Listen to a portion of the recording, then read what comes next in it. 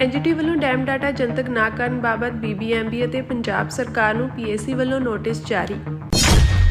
ਕੱਲ੍ਹ ਨੂੰ ਹੋਵੇਗੀ ਖਡੂਰ ਸਾਹਿਬ ਤੋਂ ਸੰਸਦ ਮੈਂਬਰ ਅੰਮ੍ਰਿਤਪਾਲ ਸਿੰਘ ਦੀ ਪੈਰੋਲ ਅਰਜ਼ੀ ਤੇ ਸੁਣਵਾਈ। ਪਾਕਿਸਤਾਨ ਦੇ ਸਾਬਕਾ ਪ੍ਰਧਾਨ ਮੰਤਰੀ ਇਮਰਾਨ ਖਾਨ ਦੇ ਇਕਾਂਤਵਾਸ ਸੰਬੰਧੀ UN ਮਾਹਰ ਦੀ ਪਾਕਿਸਤਾਨ ਸਰਕਾਰ ਨੂੰ ਸਲਾਹ।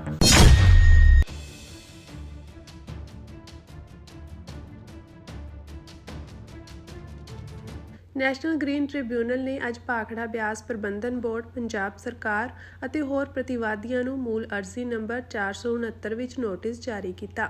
ਇਹ ਅਰਜ਼ੀ ਪਬਲਿਕ ਐਕਸ਼ਨ ਕਮੇਟੀ ਅਤੇ ਹੋਰਾਂ ਵੱਲੋਂ ਦਾਇਰ ਕੀਤੀ ਗਈ ਹੈ, ਜਿਸ ਵਿੱਚ ਪੰਜਾਬ ਵਿੱਚ ਵਾਰ-ਵਾਰ ਆ ਰਹੇ ਹੜ੍ਹਾਂ ਅਤੇ ਡੈਮ ਸੰਚਾਲਨ ਦੀ ਭੂਮਿਕਾ, ਆંકੜਿਆਂ ਦੀ ਪਾਰਦਰਸ਼ਤਾ ਅਤੇ ਡੈਮ ਸੁਰੱਖਿਆ ਨਾਲ ਜੁੜੇ ਮੁੱਦੇ ਉਠਾਏ ਗਏ ਹਨ। ਪਟੀਸ਼ਨ ਦੇ ਕੇਂਦਰ ਵਿੱਚ ਇਹ ਦਲੀਲ ਦਿੱਤੀ ਗਈ ਹੈ ਕਿ BBMB ਨੇ ਅਕਤੂਬਰ 2023 ਤੋਂ ਬਾਅਦ ਮਹੱਤਵਪੂਰਨ ਡੈਮ ਸੰਚਾਲਨ ਡਾਟਾ ਜਿਵੇਂ ਕਿ ਆਮਦ, ਨਿਕਾਸ ਅਤੇ ਜਲ ਭੰਡਾਰ ਪੱਧਰ ਜਨਤਕ ਡੋਮੇਨ ਵਿੱਚ ਰੱਖਣਾ ਬੰਦ ਕਰ ਦਿੱਤਾ। ਹਾਲਾਂਕਿ ਇਸ ਦੌਰਾਨ ਹੜ੍ਹਾਂ ਦਾ ਜ਼ੋਖਮ ਵੱਧ ਰਿਹਾ ਸੀ ਅਤੇ ਭਾਰੀ ਬਾਰਿਸ਼ ਸੰਬੰਧੀ ਵਾਰ-ਵਾਰ ਚੇਤਾਵਨੀਆਂ ਜਾਰੀ ਹੋ ਰਹੀਆਂ ਸਨ। ਬਿਨੈਕਾਰਾਂ ਨੇ ਦੱਸਿਆ ਕਿ ਇਹ ਜਾਣਕਾਰੀ ਪਹਿਲਾਂ ਨਿਰੰਤਰ ਤੌਰ ਤੇ ਜਨਤਕ ਕੀਤੀ ਜਾਂਦੀ ਰਹੀ ਹੈ ਅਤੇ ਡੈਮ ਸੁਰੱਖਿਆ ਐਕਟ 2021 ਦੀ ਧਾਰਾ 35(1)(e) ਡੈਮ ਅਧਿਕਾਰੀਆਂ ਨੂੰ ਇਹ ਫਰਜ਼ ਲਗਾਉਂਦੀ ਹੈ ਕਿ ਹੜ੍ਹ ਚੇਤਾਵਨੀਆਂ, ਸੰਭਾਵਿਤ ਆਮਦ, ਨਿਕਾਸ ਅਤੇ ਹੇਠਾਂ ਵੱਲ ਪ੍ਰਭਾਵਿਤ ਹੋ ਸਕਦੇ ਇਲਾਕਿਆਂ ਨਾਲ ਸੰਬੰਧਿਤ ਜਾਣਕਾਰੀ ਜਨਤਕ ਖੇਤਰ ਵਿੱਚ ਉਪਲਬਧ ਕਰਵਾਈ ਜਾਵੇ। ਪਟੀਸ਼ਨ ਮੁਤਾਬਕ ਇਸ ਜਾਣਕਾਰੀ ਦੇ ਅਚਾਨਕ ਰੋਕ ਲੱਗਣ ਕਾਰਨ ਹੇਠਾਂ ਵੱਲ ਦੇ ਪ੍ਰਸ਼ਾਸਨ, ਕਿਸਾਨਾਂ ਅਤੇ ਜਨਤਾ ਨੂੰ ਉਸ ਸਮੇਂ ਦੌਰਾਨ ਸਮੇਂ ਸਿਰ ਜਾਣਕਾਰੀ ਨਹੀਂ ਮਿਲ ਸਕੀ ਜਦੋਂ ਪੰਜਾਬ ਵਿੱਚ ਗੰਭੀਰ ਹੜ੍ਹ ਆਏ ਸਨ, ਜਿਸ ਨਾਲ ਪਾਰਦਰਸ਼ਤਾ ਅਤੇ ਤਿਆਰੀ ਸੰਬੰਧੀ ਗੰਭੀਰ ਚਿੰਤਾਵਾਂ ਪੈਦਾ ਹੋਈਆਂ। PAC ਮੈਂਬਰ ਜਸਕੀਰਤ ਸਿੰਘ ਅਤੇ ਕਪਿਲ ਅਰੋੜਾ ਨੇ ਕਿਹਾ ਕਿ ਇਹ ਮਾਮਲਾ ਬੁਨਿਆਦੀ ਤੌਰ ਤੇ ਪਾਰਦਰਸ਼ਤਾ ਅਤੇ ਜਨਤਕ ਸੁਰੱਖਿਆ ਨਾਲ ਜੁੜਿਆ ਹੋਇਆ ਹੈ। ਉਨ੍ਹਾਂ ਕਿਹਾ ਕਿ ਜਦੋਂ ਅਕਤੂਬਰ 2023 ਤੋਂ ਬਾਅਦ ਡੈਮ ਦੀ ਆਮਦ, ਨਿਕਾਸ ਅਤੇ ਜਲ ਭੰਡਾਰ ਪੱਧਰ ਦੀ ਜਾਣਕਾਰੀ ਜਨਤਕ ਖੇਤਰ ਵਿੱਚ ਰੱਖਣੀ ਬੰਦ ਹੋ ਗਈ ਤਾਂ ਇਹ ਵਧੇ ਹੋਏ ਹੜ੍ਹ ਜੋਖਮ ਦੇ ਸਮੇਂ ਨਾਲ ਮੇਲ ਖਾਂਦਾ ਸੀ। ਟ੍ਰਿਬਿਊਨਲ ਨੇ ਪਹਿਲੀ ਸੁਣਵਾਈ ਦੌਰਾਨ ਸਾਡੇ ਡਾਟਾ ਦੇ ਸਰੋਤ ਬਾਰੇ ਸਪਸ਼ਟੀਕਰਨ ਮੰਗਿਆ ਸੀ, ਜੋ ਅਸੀਂ ਹਲਫਨਾਮੇ ਰਾਹੀਂ ਦੇ ਦਿੱਤਾ ਹੈ।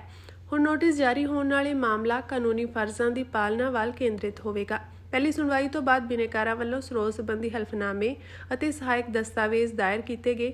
ਦੂਜੀ ਸੁਣਵਾਈ ਵੇਲੇ ਖੁੱਲ੍ਹੀ ਅਦਾਲਤ ਵਿੱਚ ਇਹ ਨੋਟ ਕੀਤਾ ਗਿਆ ਕਿ ਇਹ ਫਾਈਲਾਂ ਭਾਵੇਂ ਸਮੇਂ ਸਿਰ ਜਮ੍ਹਾਂ ਹੋਈਆਂ ਸਨ, ਰਿਕਾਰਡ ਤੇ ਪ੍ਰਤੀਬਿੰਬਿਤ ਨਹੀਂ ਹੋਈਆਂ, ਜਿਸ ਤੋਂ ਬਾਅਦ ਰਜਿਸਟਰੀ ਨੂੰ ਇਹ ਦਸਤਾਵੇਜ਼ ਜਾਂਚ ਕੇ ਰਿਕਾਰਡ ਤੇ ਲਿਆਂਦੇ ਜਾਣ ਦੇ ਨਿਰਦੇਸ਼ ਦਿੱਤੇ ਗਏ। ਪਟੀਸ਼ਨ ਵਿੱਚ ਭਾਖੜਾ ਡੈਮ ਦੇ ਢਾਂਚਾਗਤ ਵਿਹਾਰ ਸੰਬੰਧੀ ਚਿੰਤਾਵਾਂ ਵੀ ਉਠਾਈਆਂ ਗਈਆਂ ਹਨ, ਖਾਸ ਕਰਕੇ ਉੱਚ ਜਲ ਭੰਡਾਰ ਪੱਧਰਾਂ ਤੇ ਦਰਜ ਕੀਤੇ ਗਏ ਡੈਮ ਝੁਕਾਅ ਬਾਰੇ, ਜਿਸ ਦਾ ਜ਼ਿਕਰ ਅਧਿਕਾਰਤ BBMB ਤਕਨੀਕੀ ਕਮੇਟੀ ਦੀਆਂ ਬੈਠਕਾਂ ਵਿੱਚ ਵੀ ਹੋਇਆ ਹੈ। PAC member doctor Amandeep Singh Bains ਅਤੇ ਕੁਲਦੀਪ ਸਿੰਘ ਖਹਿਰਾ ਨੇ ਕਿਹਾ ਕਿ ਡੈਮ ਝੁਕਾਅ, ਜਲ ਭੰਡਾਰ ਪੱਧਰ ਅਤੇ ਹੜ੍ਹ ਕੁਸ਼ਨ ਸਿੱਧੇ ਤੌਰ ਤੇ ਮਨੁੱਖੀ ਜੀਵਨ, ਖੇਤੀਬਾੜੀ ਅਤੇ ਦਰਿਆਈ ਵਾਤਾਵਰਣ ਲਈ ਜੋਖਮ ਨਾਲ ਜੁੜੇ ਹੋਏ ਹਨ। ਉਨ੍ਹਾਂ ਕਿਹਾ ਕਿ ਜਦੋਂ ਅਜਿਹੇ ਸੁਰੱਖਿਆ ਸੰਕੇਤਕ ਮੌਜੂਦ ਹੁੰਦੇ ਹਨ ਤਾਂ ਪਾਰਦਰਸ਼ਤਾ ਅਤੇ ਸਾਵਧਾਨੀ ਬਹੁਤ ਜ਼ਰੂਰੀ ਹੋ ਜਾਂਦੀ ਹੈ। ਇਸ ਪੜਾਅ ਤੇ ਨਿਆਇਕ ਜਾਂਚ ਇਸ ਗੱਲ ਨੂੰ ਯਕੀਨੀ ਬਣਾਉਣ ਲਈ ਲਾਜ਼ਮੀ ਹੈ ਕਿ ਡੈਮ ਸੰਚਾਲਨ ਬਦਲਦੀਆਂ ਜਲ ਵਿਗਿਆਨਕ ਹਕੀਕਤਾਂ ਨਾਲ ਤਾਲਮੇਲ ਵਿੱਚ ਹੋਵੇ। ਸੁਣਵਾਈ ਦੌਰਾਨ ਟ੍ਰਿਬਿਊਨਲ ਨੇ ਦਲੀਲਾਂ ਤੇ ਵਿਚਾਰ ਕਰਦੇ ਹੋਏ ਪ੍ਰਤੀਵਾਦੀਆਂ ਨੂੰ ਨੋਟਿਸ ਜਾਰੀ ਕਰਨ ਦੇ ਨਿਰਦੇਸ਼ ਦਿੱਤੇ, ਜਿਸ ਨਾਲ ਮਾਮਲਾ ਰਸਮੀ ਤੌਰ ਤੇ ਅਗਲੇ ਪੜਾਅ ਵਿੱਚ ਦਾਖਲ ਹੋ ਗਿਆ ਹੈ। ਨੋਟਿਸ ਜਾਰੀ ਹੋਣ ਤੋਂ ਬਾਅਦ ਹੁਣ ਉੱਤਰਦਾਤਾਵਾਂ ਵੱਲੋਂ ਆਪਣੇ ਜਵਾਬ ਰਿਕਾਰਡ ਤੇ ਰੱਖੇ ਜਾਣਗੇ, ਜਿਸ ਤੋਂ ਬਾਅਦ ਟ੍ਰਿਬਿਊਨਲ ਤੱਥਾਂ ਤੇ ਕਾਨੂੰਨੀ ਮੁੱਦਿਆਂ ਦੀ ਵਿਸਥਾਰ ਨਾਲ ਜਾਂਚ ਕਰੇਗਾ।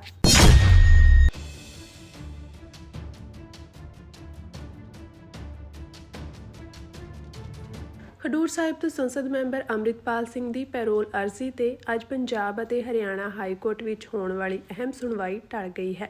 ਹਾਈ ਕੋਰਟ ਬਾਰ ਐਸੋਸੀਏਸ਼ਨ ਵੱਲੋਂ ਕੰਮਕਾਜ ਠੱਪ ਰੱਖਣ ਦੇ ਫੈਸਲੇ ਕਾਰਨ ਅੱਜ ਅਦਾਲਤੀ ਕਾਰਵਾਈ ਅੱਗੇ ਨਹੀਂ ਵਧ ਸਕੀ। ਅਦਾਲਤ ਨੇ ਮਾਮਲੇ ਦੀ ਅਗਲੀ ਸੁਣਵਾਈ ਭਲਕੇ 16 ਦਸੰਬਰ ਲਈ ਤੈਅ ਕੀਤੀ ਹੈ।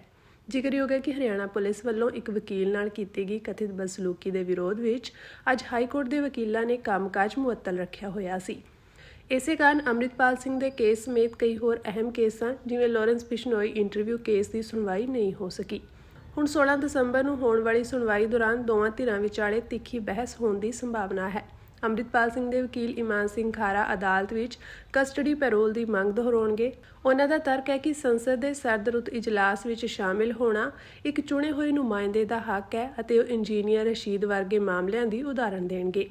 ਦੂਜੇ ਪਾਸੇ ਪੰਜਾਬ ਸਰਕਾਰ ਵੱਲੋਂ ਪੈਰੋਲ ਦਾ ਸਖਤ ਵਿਰੋਧ ਜਾਰੀ ਰਹੇਗਾ।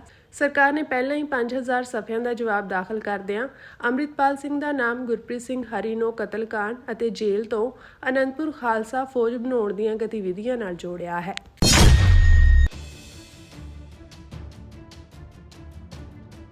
ਸੰਯੁਕਤ ਰਾਸ਼ਟਰ ਦੇ ਇੱਕ ਮਾਹਰ ਨੇ ਪਾਕਿਸਤਾਨ ਦੇ ਸਾਬਕਾ ਪ੍ਰਧਾਨ ਮੰਤਰੀ ਇਮਰਾਨ ਖਾਨ ਦੀਆਂ ਅਣਮਨੁੱਖੀ ਨਜ਼ਰਬੰਦੀ ਬਾਰੇ ਹਾਲਤ ਦੀਆਂ ਰਿਪੋਰਟਾਂ ਤੋਂ ਬਾਅਦ ਪਾਕਿਸਤਾਨ ਸਰਕਾਰ ਨੂੰ ਇਸ ਦੇ ਹੱਲ ਕਰਨ ਲਈ ਤੁਰੰਤ ਅਤੇ ਪ੍ਰਭਾਵਸ਼ਾਲੀ ਕਾਰਵਾਈ ਕਰਨ ਦੀ ਮੰਗ ਕੀਤੀ ਹੈ। ਸੰਯੁਕਤ ਰਾਸ਼ਟਰ ਦੇ ਵਿਸ਼ੇਸ਼ ਮਾਹਰ ਐਲਿਸ ਜਿਲ ਐਡਵਰਡਸ ਨੇ ਅੱਜ ਕਿਹਾ ਕਿ ਅੰਤਰਰਾਸ਼ਟਰੀ ਮਨੁੱਖੀ ਅਧਿਕਾਰ ਕਾਨੂੰਨ ਤਹਿਤ ਲੰਮੀ ਜਾਂ ਅਣਮਿੱਥੇ ਸਮੇਂ ਲਈ ਇਕਾਂਤ ਵਾਲੀ ਕੈਦ ਦੀ ਮਨਾਹੀ ਹੈ ਅਤੇ ਜਦੋਂ ਇਹ 15 ਦਿਨਾਂ ਤੋਂ ਵੱਧ ਸਮੇਂ ਲਈ ਵੱਧਦੀ ਹੈ ਤਾਂ ਇਹ ਮਨੋਵਿਗਿਆਨਕ ਤਸ਼ੱਦਦ ਦਾ ਇੱਕ ਰੂਪ ਬਣਦੀ ਹੈ। ਉਨ੍ਹਾਂ ਕਿਹਾ ਕਿ ਮੈਂ ਪਾਕਿਸਤਾਨੀ ਅਧਿਕਾਰੀਆਂ ਨੂੰ ਇਹ ਯਕੀਨੀ ਬਣਾਉਣ ਦੀ ਮੰਗ ਕਰਦਾ ਹਾਂ ਕਿ ਇਮਰਾਨ ਖਾਨ ਦੀਆਂ ਨਜ਼ਰਬੰਦੀ ਦੀਆਂ ਸ਼ਰਤਾਂ ਅੰਤਰਰਾਸ਼ਟਰੀ ਨਿਯਮਾਂ ਅਤੇ ਮਾਪਦੰਡਾਂ ਅਨੁਸਾਰ ਹੋਣ। ਜ਼ਿਕਰਯੋਗ ਹੈ ਕਿ 73 ਸਾਲਾ ਇਮਰਾਨ ਖਾਨ ਅਗਸਤ 2023 ਤੋਂ ਰਾਵਲਪਿੰਡੀ ਦੀ ਅਦਿਆਲਾ ਜੇਲ੍ਹ ਵਿੱਚ ਕਈ ਮਾਮਲਿਆਂ ਵਿੱਚ ਨਜ਼ਰਬੰਦ ਹਨ। ਜਾਣਕਾਰੀ ਅਨੁਸਾਰ ਇਮਰਾਨ ਖਾਨ ਦੀਆਂ ਬਾਹਰੀ ਗਤੀਵਿਧੀਆਂ ਬੰਦ ਹਨ ਤੇ ਉਹ ਹੋਰ ਕੈਦੀਆਂ ਨਾਲ ਗੱਲਬਾਤ ਵੀ ਨਹੀਂ ਕਰ ਸਕਦੇ।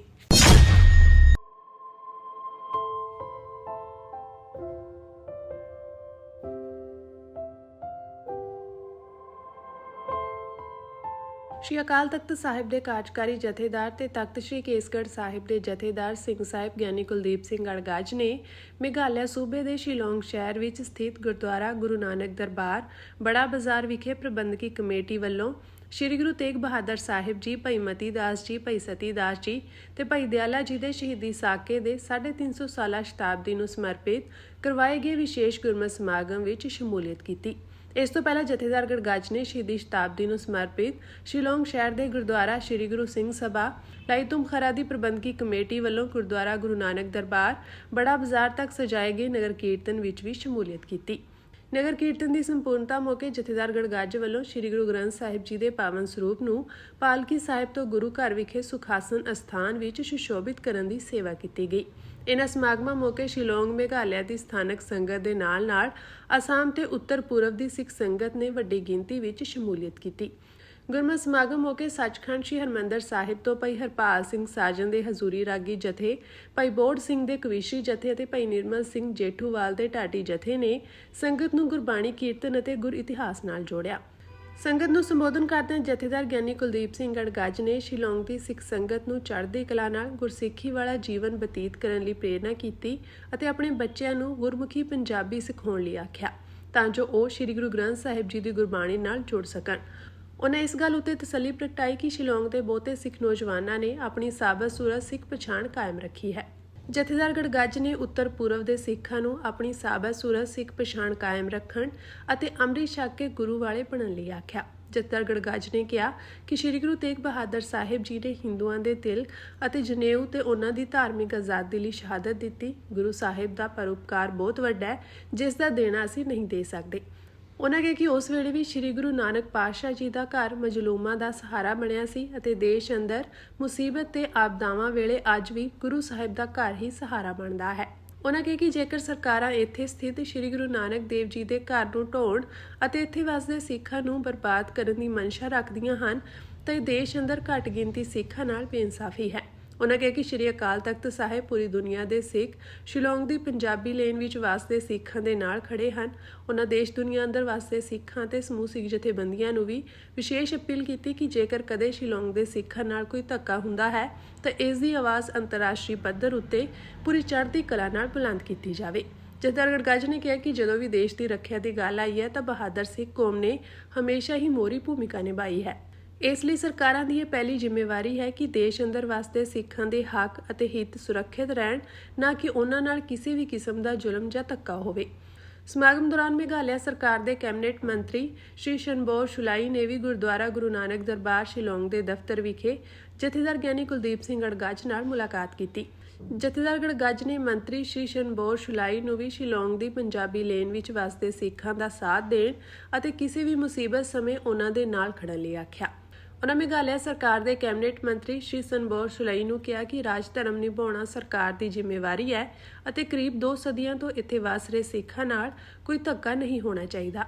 ਉਨ੍ਹਾਂ ਕਿਹਾ ਕਿ ਸ਼੍ਰੀ ਗੁਰੂ ਤੇਗ ਬਹਾਦਰ ਸਾਹਿਬ ਜੀ ਦੀ ਸ਼ਹਾਦਤ ਵੀ ਸਾਨੂੰ ਹੱਕ ਸੱਚ ਦਾ ਸਾਥ ਦੇਣ ਅਤੇ ਜ਼ਬਰ ਜ਼ੁਲਮ ਦੇ ਵਿਰੁੱਧ ਖੜਨ ਦਾ ਸੰਦੇਸ਼ ਦਿੰਦੀ ਹੈ। ਕੈਬਨਿਟ ਮੰਤਰੀ ਸ਼੍ਰੀ ਸ਼ਨਬੋਰ ਸ਼ੁਲਾਈ ਨੇ ਵੀ ਜਥੇਦਾਰ ਗੜਗਾਜ ਨੂੰ ਭਰੋਸਾ ਦਿੱਤਾ ਕਿ ਉਹ ਇੱਥੇ ਵਸਦੇ ਸਿੱਖਾਂ ਦੇ ਨਾਲ ਹਨ। ਆ ਵੇਖੋ ਭਾਵੇਂ ਸਾਡੇ ਮੁੰਡੇ ਜੇ ਸਾਬਤ ਸੂਰਤ ਨਹੀਂ ਆ ਪਰ ਇਹਨਾਂ 'ਚ ਚੜ੍ਹਦੀ ਕਲਾ ਹੈਗੀ ਆ ਜਦੋਂ ਪੰਜਾਬ 'ਚ ਹੜ੍ਹ ਆਏ ਨਾ ਤੇ ਕੋਈ ਸਰਕਾਰ ਨਹੀਂ ਪਹੁੰਚੀ, ਨੌਜਵਾਨ ਸਾਡੇ ਟਰੈਕਟਰ ਟਰਾਲੀਆਂ ਤੇ ਝੰਡੇ ਲਾ ਕੇ ਨਿਸ਼ਾਨ ਸਾਹਿਬ ਲਾ ਕੇ ਪਹੁੰਚੇ ਉੱਥੇ 8-8 ਫੁੱਟ ਪਾਣੀ 10-10 ਫੁੱਟ ਪਾਣੀ। ਇਹਨਾਂ ਤੇ ਮਾਣ ਆ, ਸਿੱਖੀ ਇਹਨਾਂ ਦੇ ਅੰਦਰ ਹੈਗੀ ਆ, ਪਰ ਜਿਹੜਾ ਬੀਜ ਅੰਦਰ ਹੋਵੇ ਬਾਹਰ ਵੀ ਆਉਣਾ ਚਾਹੀਦਾ। ਤੇ ਮੈਨੂੰ ਯਕੀਨ ਆ ਇਹ ਜਿਹੜੇ ਸਾਡੇ ਨੌਜਵਾਨ ਆ ਇਹ ਸਾਬਤ ਸੂਰਤ ਬਣਨਗੇ, ਦਸਤਾਰਾਂ ਸਜਾਇਆ ਕਰਨਗੇ। ਨਾਮ ਬਾਣੀ ਦੇ ਨਾਲ ਮੈਨੂੰ ਪਤਾ ਪਹਿਲਾਂ ਵੀ ਜੁੜੇ ਆ, ਅੱਗੇ ਤੋਂ ਜੁੜੇ ਰਹਿਣਗੇ। ਨੌਜਵਾਨੋ ਪੂਰੇ ਸਰਦਾਰ ਬਣਨਾ। ਇਹ ਨੌਜਵਾਨ ਖੜੇ ਵੀ ਹੋਏ ਆ ਤੇ ਮੈਨੂੰ ਆਸ ਆ ਦਸਤਾਰਾਂ ਸਜਾਉਣਗੇ ਤੇ ਸਾਬਤ ਸੂਰਤ ਬਣਨਗੇ। ਸੰਗਤ ਇਹਨਾਂ ਦੀ ਚੜ੍ਹਦੀ ਕਲਾ ਲਈ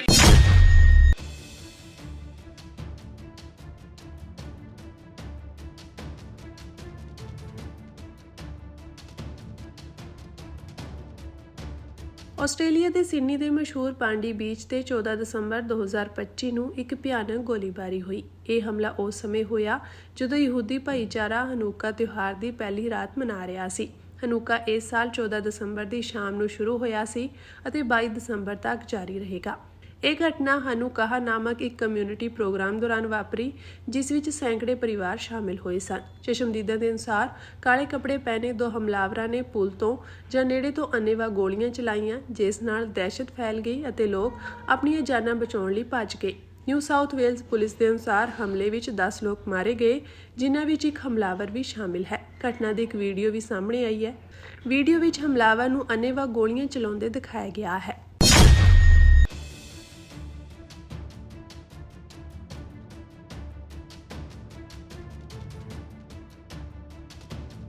ਕੈਨੇਡਾ ਦੇ ਸ਼ਹਿਰ ਐਡਮਿੰਟਨ ਵਿੱਚ ਹਮਲਾਵਰਾਂ ਨੇ ਬੀਤੇ ਦਿਨ ਮਾਨਸਾ ਜ਼ਿਲ੍ਹੇ ਨਾਲ ਸੰਬੰਧਿਤ ਦੋ ਨੌਜਵਾਨਾਂ ਦੀ ਗੋਲੀਆਂ ਮਾਰ ਕੇ ਹੱਤਿਆ ਕਰ ਦਿੱਤੀ।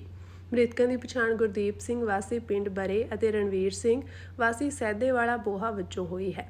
ਦੋਵੇਂ ਕਰੀਬ 2.5 ਸਾਲ ਪਹਿਲਾਂ ਸਟੱਡੀ ਵੀਜ਼ੇ ਤੇ ਕੈਨੇਡਾ ਆਏ ਸਨ। ਘਟਨਾ ਐਡਮਿੰਟਨ ਦੇ 22 ਐਵਨਿਊ ਅਤੇ 26 ਸਟਰੀਟ ਦੇ ਚੌਰਾਹੇ ਨੇੜੇ ਤੜਕੇ 1:30 ਵਜੇ ਵਾਪਰੀ। ਦੋਵੇਂ ਨੌਜਵਾਨ ਆਪਣੇ ਦੋਸਤ ਦਾ ਜਨਮ ਦਿਨ ਮਨਾਉਣ ਲਈ ਜਾ ਰਹੇ ਸਨ। ਇਸ ਦੌਰਾਨ ਹਮਲਾਵਰਾਂ ਨੇ ਉਹਨਾਂ ਦੀ ਗੱਡੀ ਰੋਕ ਕੇ ਅੰਨ੍ਹੇਵਾਹ ਗੋਲੀਆਂ ਚਲਾ ਦਿੱਤੀਆਂ। ਨੇੜੇ ਰਹਿੰਦੇ ਲੋਕਾਂ ਨੇ ਗੋਲੀਆਂ ਚੱਲਣ ਦੀ ਆਵਾਜ਼ ਸੁਣ ਕੇ ਪੁਲਿਸ ਨੂੰ ਸੂਚਿਤ ਕੀਤਾ। ਪੁਲਿਸ ਨੇ ਮੌਕੇ ਤੇ ਪਹੁੰਚ ਕੇ ਦੇਖਿਆ ਕਿ ਗੁਰਦੀਪ ਸਿੰਘ ਦੀ ਮੌਕੇ ਤੇ ਹੀ ਮੌਤ ਹੋ ਚੁੱਕੀ ਸੀ, ਜਦਕਿ ਰਣਵੀਰ ਸਿੰਘ ਗੰਭੀਰ ਜ਼ਖਮੀ ਹਾਲਤ ਵਿੱਚ ਪਿਆ ਸੀ। ਉਸ ਨੂੰ ਤੁਰੰਤ ਹਸਪਤਾਲ ਲਿਜਾਇਆ ਗਿਆ, ਪਰ ਜ਼ਖਮਾਂ ਦੀ ਤਾਬ ਨਾ ਚੱਲਦਿਆਂ ਉਸ ਨੇ ਵੀ ਦਮ ਤੋੜ ਦਿੱਤਾ। ਪੁਲਿਸ ਮਾਮਲੇ ਦੀ ਬਾਰੀਕੀ ਨਾਲ ਜਾਂਚ ਕਰ ਰਹੀ ਹੈ।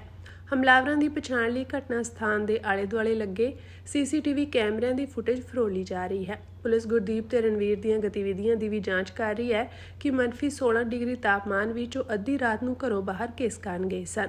ਗੁਰਦੀਪ ਦੇ ਚਾਚੇ ਦਰਸ਼ਨ ਸਿੰਘ ਨੇ ਦੱਸਿਆ ਕਿ ਉਸ ਦੇ ਪਰਿਵਾਰ ਵਿੱਚ ਪਿੱਛੇ ਪਤਨੀ ਤੇ ਮਾਪੇ ਹਨ। ਪੀੜਤ ਪਰਿਵਾਰਾਂ ਨੇ ਪੰਜਾਬ ਤੇ ਕੇਂਦਰ ਸਰਕਾਰ ਤੋਂ ਕੈਨੇਡਾ ਸਰਕਾਰ ਨਾਲ ਰਾਬਤਾ ਕਾਇਮ ਕਰਕੇ ਦੋਵਾਂ ਨੌਜਵਾਨਾਂ ਦੀਆਂ ਲਾਸ਼ਾਂ ਪੰਜਾਬ ਲਿਆਉਣ ਵਿੱਚ ਮਦਦ ਕਰਨ ਦੀ ਮੰਗ ਕੀਤੀ ਹੈ।